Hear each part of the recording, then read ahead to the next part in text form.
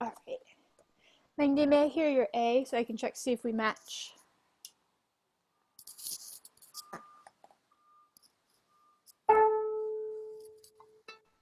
That'll work. How's D? Good? That one's a little bit too low. Tell your mom to turn it clockwise. D, right? G. The last one.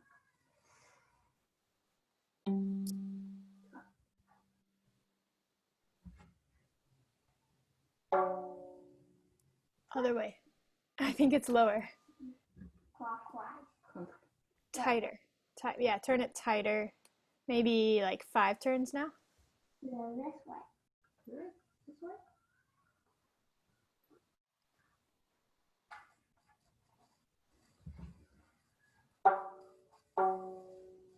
Okay, 5 more. Same direction. The screw should look like it's getting closer to the tailpiece. Should be going down.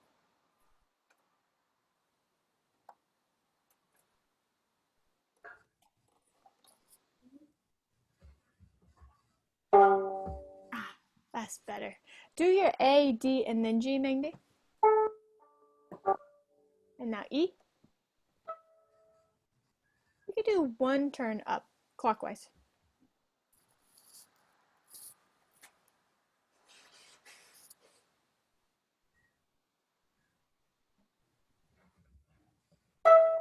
Nice. All right, now let's take a bow.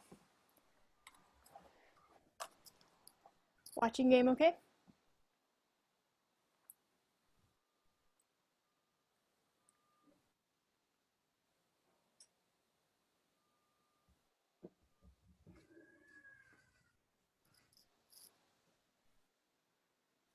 Excellent.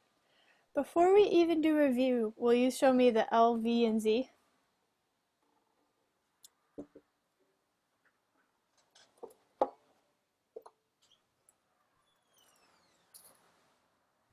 Start at the L. That's nice. Okay, now show me a V. V, V. That looks super straight. That looks like a perfect T. Excellent. Go back to the L. Now show me Z. Great. Can you go from Z all the way to V? Good for you. Back to Z. And now to L. Great. The next step of practice for you is to drive the bow from place to place. So we'll start at L. Can you drive from L out to the V spot? That's it, and now bring it back. Right. The L to V spot you're already an expert at. You don't need to do a whole lot of work. It's just opening and closing the elbow like you've been doing with Mrs. Butler forever. Okay. Now the L to the Z spot is a little bit different of a story. So when you come into your Z position, you have to float your elbow to this spot. Float up. You can't just open and close. Let me show you. Here's my L, and now I'm going to my Z. Floating my elbow. Your turn.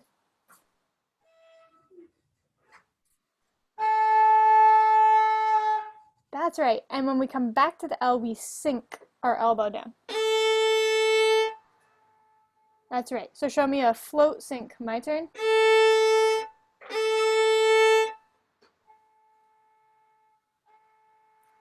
Right.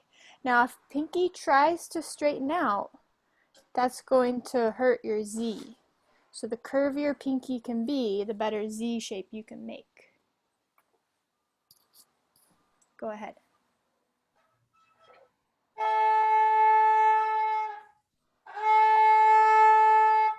That's right. All right. You are now 7? 7.5. 7.5. So you could do 7.5 float sinks. So float, sink, that's 1. Float, sink, that's 2. Let's start on the E string, and then I'll have you switch strings in a little while. Make sure you get all the way to your first finger. That's one.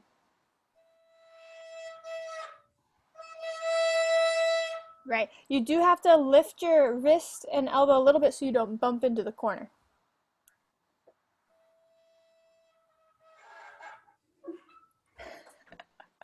Open up your violin tall. The taller your violin is, the better, the more room you have. Yeah. Start at the L. Good.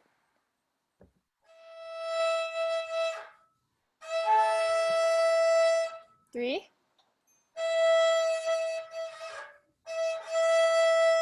Four. Five. Six. Good. 6. 7. Now just go halfway. Stop. 7.5. Good. All right. So that's the practice for this week, the LVZ driving. Do you think you need to do 7.5 L to V? No. In practice, our project is always taking hard things and making them easy. Your L to V is pretty easy for you already. So we need to do more work on the float sync than we do out in it. Okay, great. Let's play this twinkle.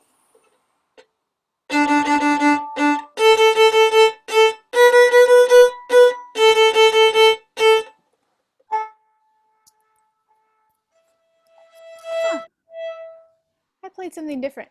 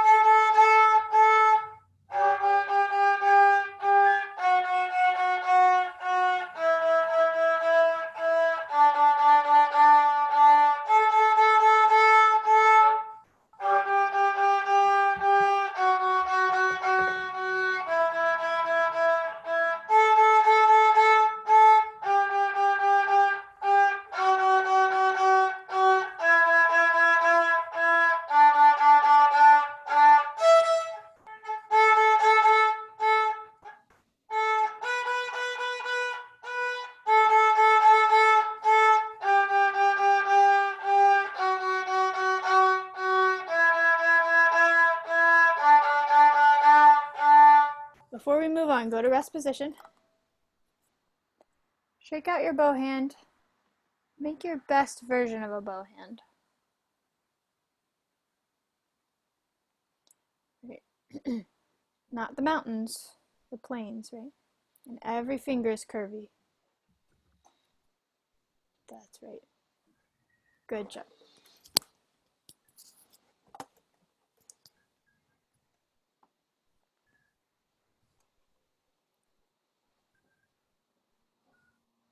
All right, let's do Song of the Wind because it reminds me of perpetual motion.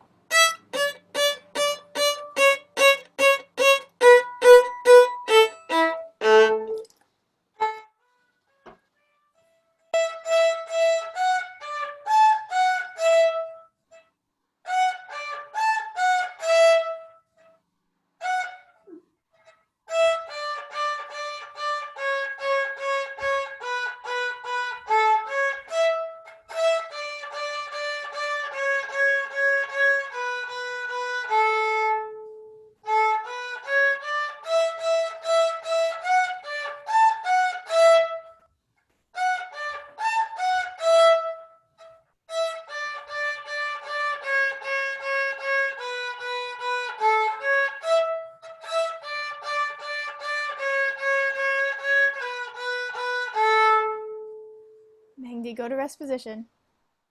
That playing was extraordinary. That was great. You used the perfect bow hand with soft, curvy fingers, and you did a stop bow on every note. Good job. I'm hoping that that's what perpetual motion is going to sound like too. But we have a few more review pieces to go. Look at that bow. Make sure it's just as nice.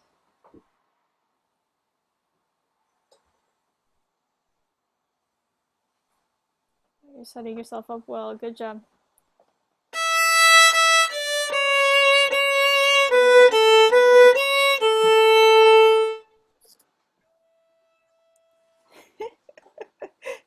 Wrong one. Starts on second finger. Down bow.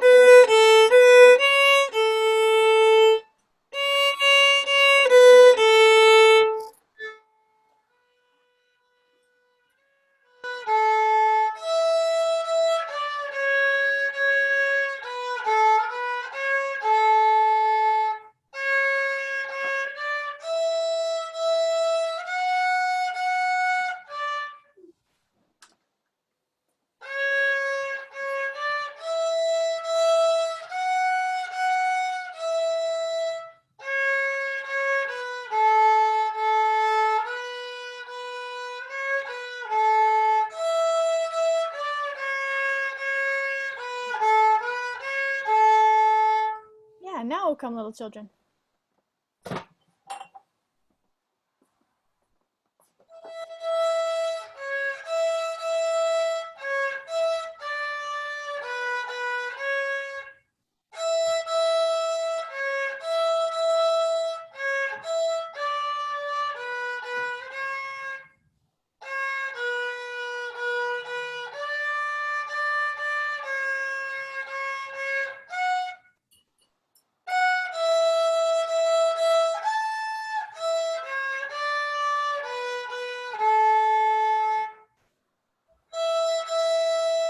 Stop right there. Stop right there.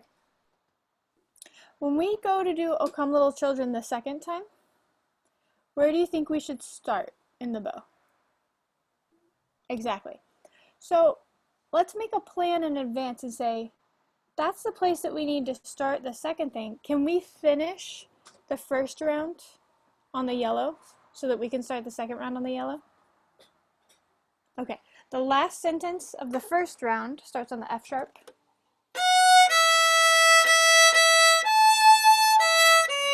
And you're gonna finish on the yellow.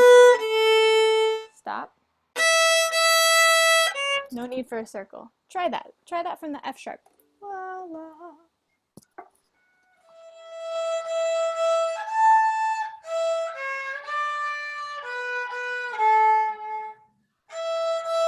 Great, great. Do that again to make sure it wasn't just lucky.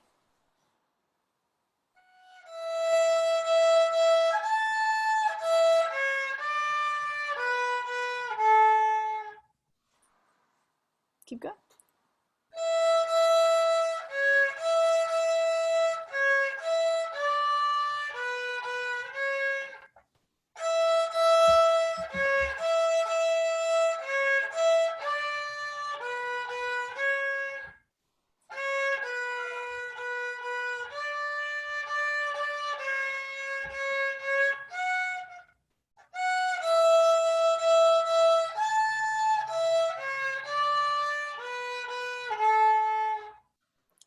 Now at the end, do you need to start O Come Little Children round 3?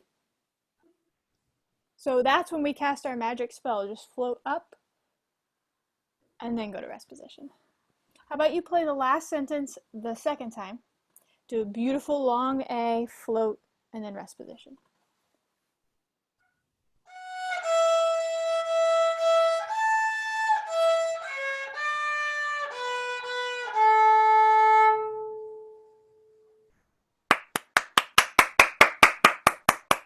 Beautiful, beautiful. Okay. Let's fast forward up to Allegro.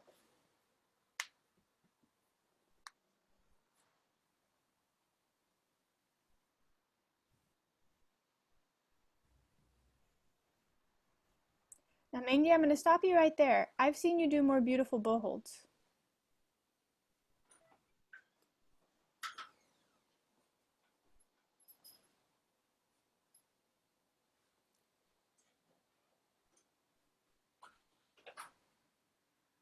Ah, ah, ah. Delightful.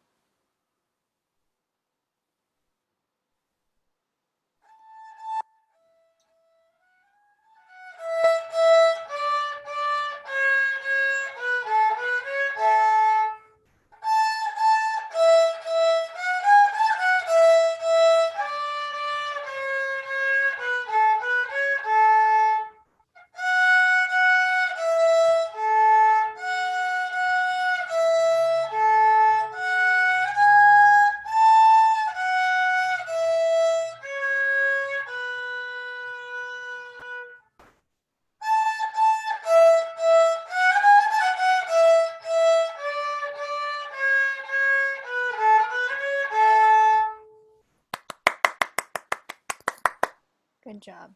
Good job, good job. Okay, I'm gonna play two versions for you, and you tell me which sounds more like Allegro. Here's number one.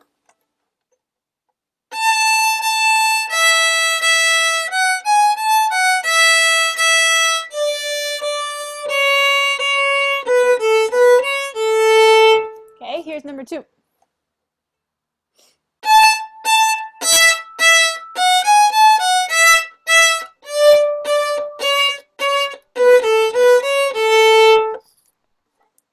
I see you're nodding. Which one's more like Allegro, one or two?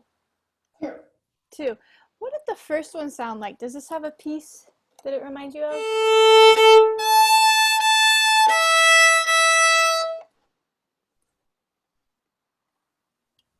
What do you think? No? It reminds me a little bit of a full bow twinkle theme.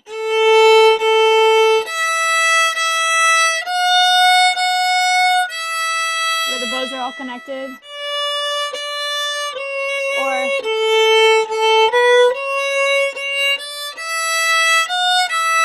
long, long ago. Or even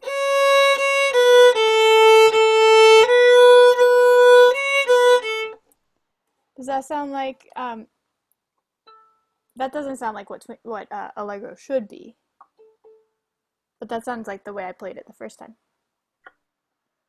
right?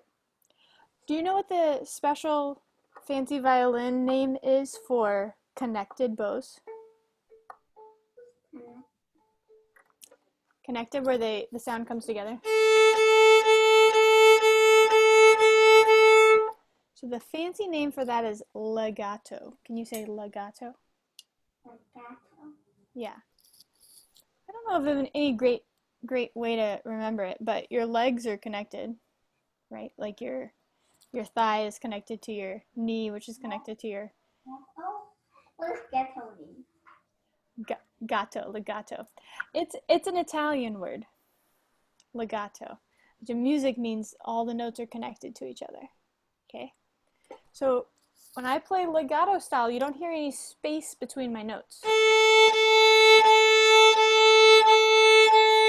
That's different from when I play staccato, which is what, can you say staccato? Legato? Yeah, which is where we, like what we do in Perpetual Motion in Song of the Wind.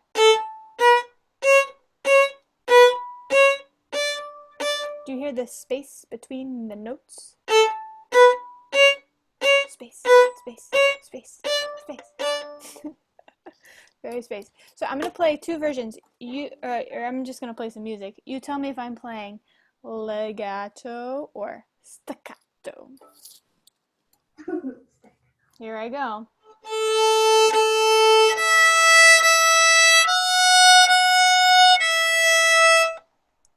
Legato. Okay, how about this one?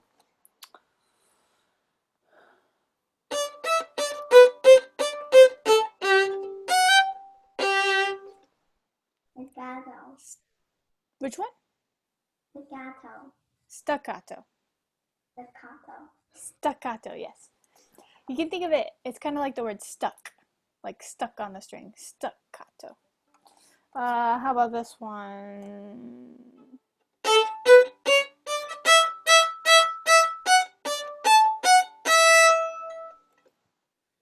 Staccato. Staccato, great. And This one.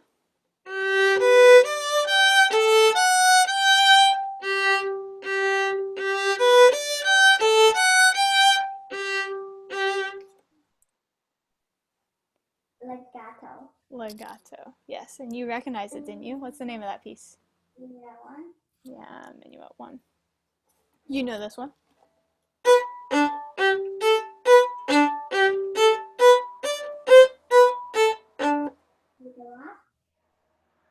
That one's Etude. Etude comes right before Minuet 1.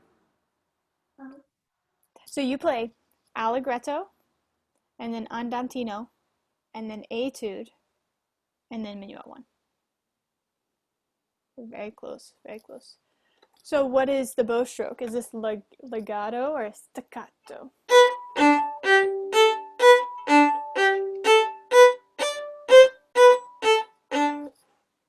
Legato. Staccato, exactly. So going back to Allegro, which version are you going to play? Legato or staccato for the long, long, long?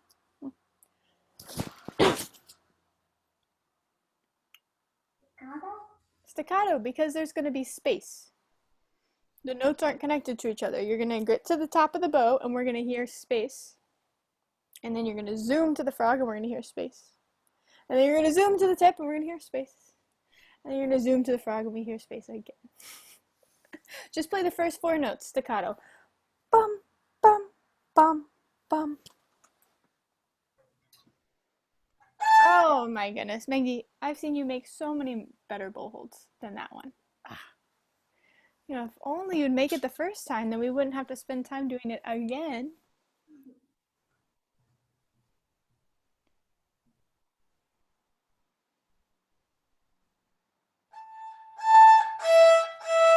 Wow, that must have sounded so great because your bow hold was so beautiful. Good Yeah. job. What? And a T. And your T? Yeah. And go all the way out to the tip to the V spot. Bum, bum, bum.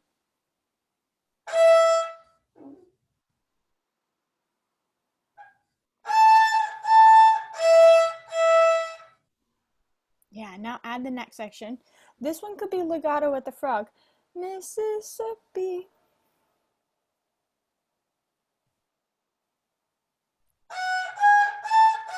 Oh, you played staccato. What would it sound like if you played legato? Mississippi.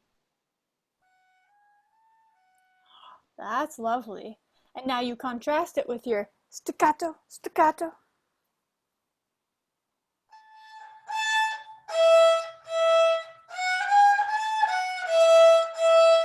Yep, but don't be tempted to fall in the trap after you've been playing legato. That's easy to do, but don't fall in the trap. You've got to surprise us. Try it again.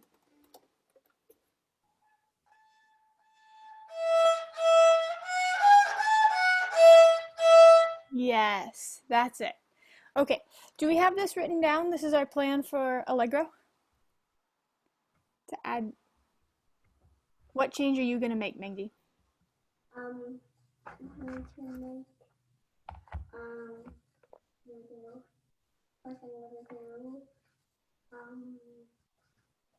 staccato, and then I'm going to do staccato. Right, so the long bows are staccato, and the short, quick bows are legato. Now, what about the middle section? What about this one?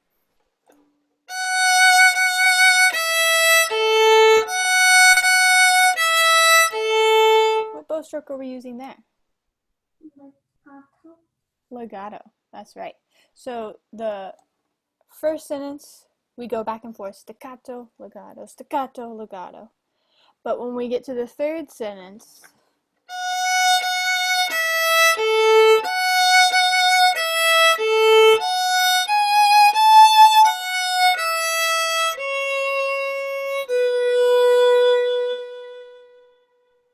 will you surprise us?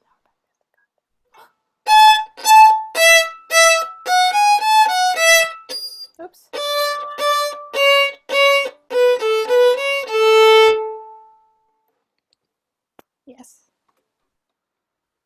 have a plan? Okay, now I'll hear your perpetual motion all the way through the stop bows and the Mississippi, Mississippi doubles. Oh, I'm so glad you caught it. I was about to say something, but then you rescued your bow hold. Are you really going to do it at the frog? Oops. That looks great.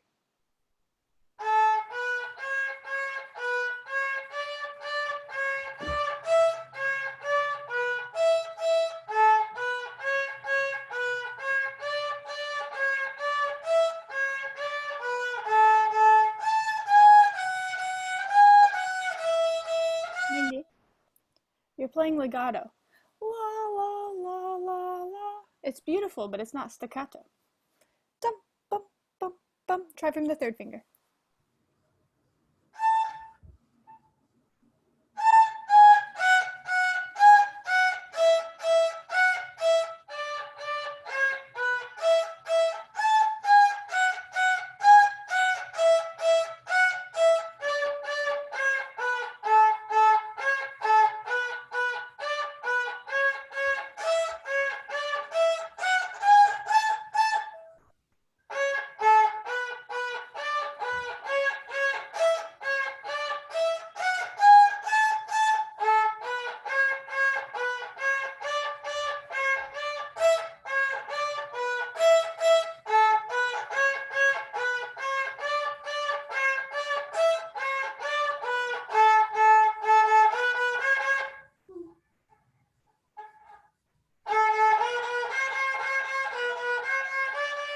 Wait, is that Mississippi legato? Legato.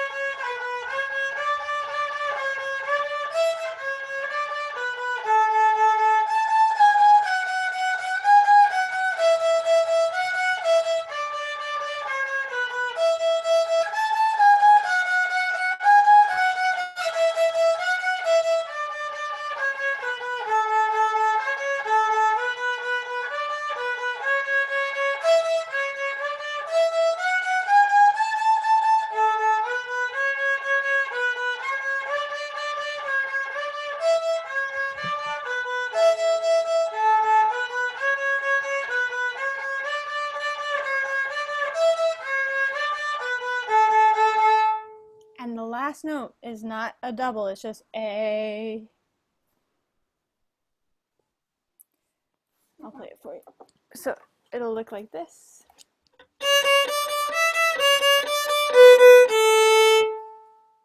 Your turn. Wait, what do you start on the A? On the second finger, C sharp.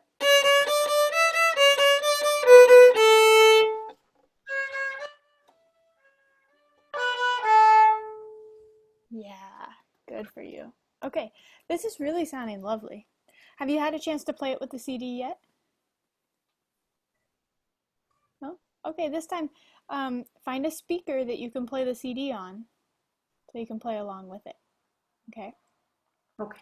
There are also a couple recordings on YouTube so you could probably play along with the computer. We watch that a lot. Yeah. Good, good, good. Okay. We have a few more things to do today, don't we? What's the status of Allegretto? You were plucking it a little bit faster last week.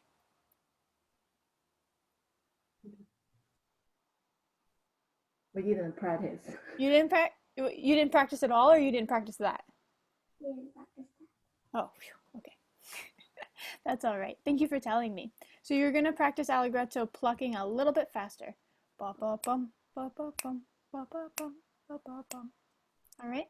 So that being the case, I'd like to hear your G string scale. Your G scale 1 octave.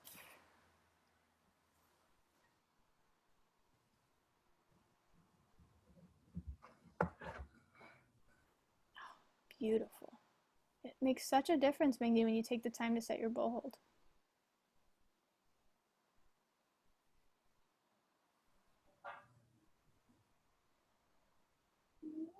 A, B, C, D, E, F, G,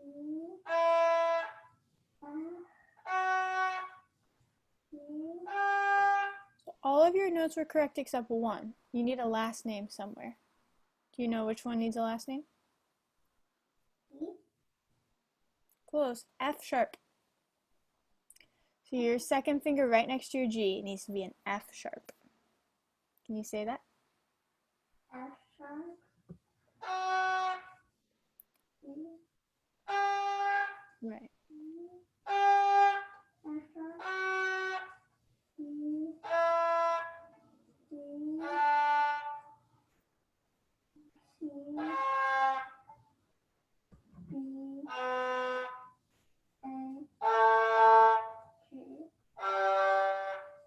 Very good. Very good. Put your violin in rest position. Hold up your violin hand in the shape that you play on your G string. So it'll look like this. Yeah, this is the shape you know so far. 2 and 3 are right next to each other. There's a little space for 1. That's right. Coincidentally, it's the same as your bow hold, isn't it? 2 and 3 go next to each other and 1 and 4 have space. Same thing on the violin, right? Okay. So when we look at the names on the G string, G, A, B, C. Do you notice how the B and the C are right next to each other? On the G string, 2 and 3, B and C, are right next to each other. Yes, on the G string, B and C are right next to each other. On the A string, C sharp, do you notice how B and C have a space in between them? That's why we call C C sharp. Is because if we said C, C would be right next to B. But there's a space, so we give it the last name sharp. Okay, I just wanted to give you a little explanation there for why on C we don't give a last name, but on F sharp we give a last name. But we'll talk about that more later. Okay, I need to give you a couple of exercises for your second finger and your fourth finger. Okay, your first finger and third finger have been working really hard, but your second finger and fourth finger need some practice. They need some extra work. Yes. So I'm going to show you a couple of those. Set down your violin and bow.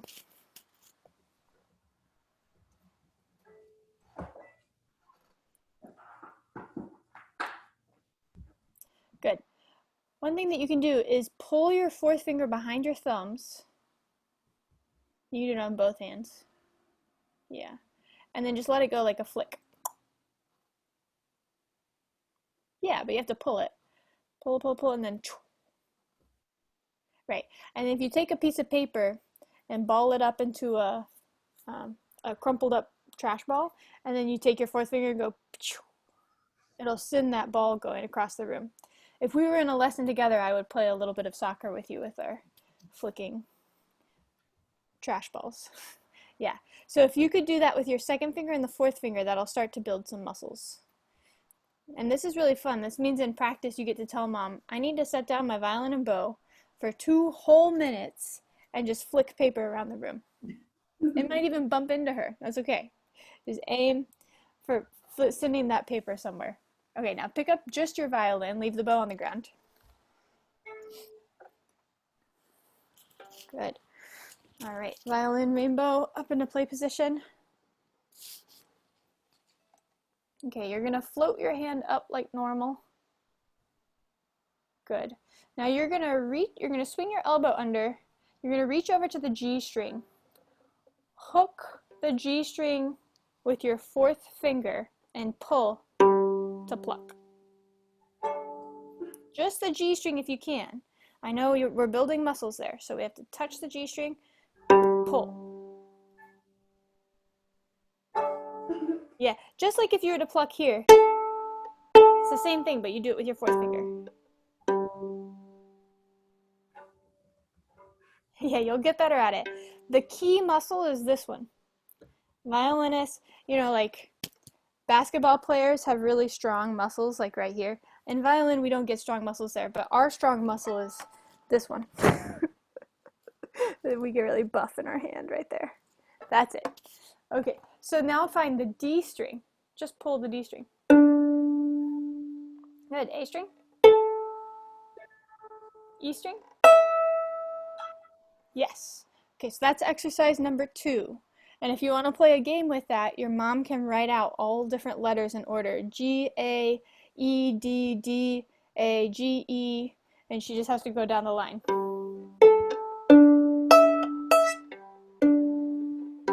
Whatever it is that you compose, right? Okay, now the last exercise is called a tennis match. Do you play tennis? Yes. I thought I remembered that. Okay, this is a little bit like tennis. So in play position, you set first finger on the A string, and you set third finger on the A string, so 1 and 3 are both down. Good. 4 is just going to be soft and floating. 4 is definitely not going to go into the basement, that's for sure. No, 4. Stay above ground, please. Okay, now 1 and 3 are 2 opponents on the tennis team, and the second finger is the tennis ball. So my tennis ball is going to land next to third finger, and then it's going to be sent through the air up and over the net over to the first finger side. And then first finger is going to hit it back with a backhand to the third finger. Make sure it goes over the net. And then third finger is going to hit a forehand, send it back to the first finger. And so you can see how you can start a volley. You can see how many you can go back and forth. Yeah. Just don't lift first finger and third finger at all. Just keep them planted. But I can make them dance. They could dance a little bit, and they shouldn't be hard like rocks, right? They should just be relaxed on their spots, ready for the ball to come. Very good. Try not to let third finger roll to the outside. Keep third finger on the inside corner. What is inside? Thumb side corner. That's it. Good for you. Yeah. It should make everything feel easier. Very good. Even a little bit. So before we take our bow, can you tell me the 3 workouts that you're going to give your second finger and fourth finger? Flick. Yes, flicks. And you do the fourth finger on each string. Yeah, it goes on all the strings, plucking. And then do the Tennis match. tennis match. Okay, so we have soccer ball flicks, we have fourth finger plucks, and we have a tennis match. Yeah, and this shouldn't take up too much time. It's just a little bit of muscle building and coordination. Maybe 3 to 4 minutes total every practice. Okay. Okay, great. Let's take a bow. Do you have any questions?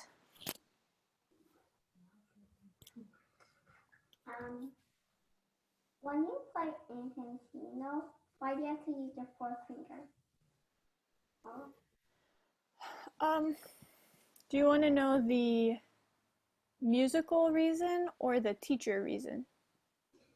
Teacher reason. Because you need to learn how to use your fourth finger.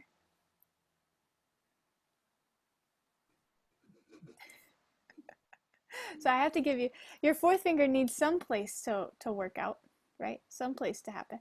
It would be like in tennis if you only ever used your right arm and you never used your left arm. It's like, well, I need to give you something to do with your left arm. Do the backhand? Yeah. Something. You could do a backhand always. Or I could try to teach you how to do things with your left arm so it's just as strong. Yeah. Or I guess that's a better metaphor, isn't it? It would be like if every single shot you tried to do a forehand, like even if it came onto your left side, you ran over around it and tried to do a forehand. That would be kind of silly. I might as well teach you to do a backhand. So fourth finger, it's easy to do fourth finger if you need to stay on the same string.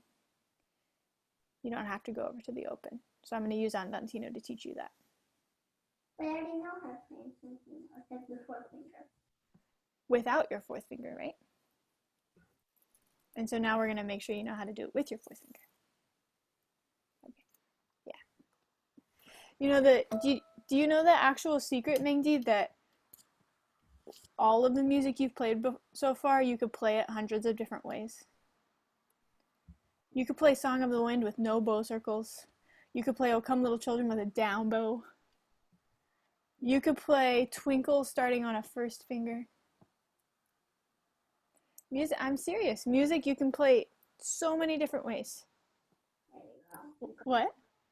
Oh, there you go. What about it? You could do anything.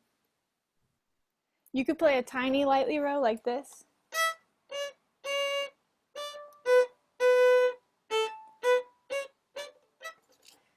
Music has very little rules. So that's why as a teacher I have so many rules. Because you can get away with a lot. But I want you to be able to do all the things you want to. Not just some of the things. Okay, great. Let's take a bow.